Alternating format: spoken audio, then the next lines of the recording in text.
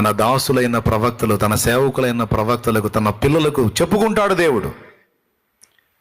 అబ్రహామును గురించి ఏమన్నాడు చూడండి, ఆదికాండం 18వ అధ్యాయంలో, నేను చేయబోవున్నది అబ్రహామునకు దాచదనా, నేను దాచను, అబ్రహాముకు చెప్పాల్సిందే అని చెప్పాడు. దేవుని మనసు అది. ఇంటికి పోయి చదువుకోండి, ఆదికాండం 18 ఉంటుందిలే ఆ మాట, ఏడికి పోదు, బైబిల్లోనే ఉంటుంది. కానీ ఒక్క మాట గుర్తుపెట్టుకో సోదరా, దేవుణ్ణి అలాగా కనెక్ట్ అయ్యి, హలో ఇప్పుడే దర్శనాలు చూసేవాళ్ళ సంగతి పక్కన పెడతాను, మెలుగుతున్న వాళ్ళు అందరూ వినండి జాగ్రత్తగా. దేవునితో మనస్సు అలా కనెక్ట్ చేసుకొని దేవుని ప్రత్యక్షతల కొరకు అలా కాచుకోవటం అలవాటు పడిన వానికెల్లా తప్పనిసరిగా దేవుడు బయలుపరుస్తాడు.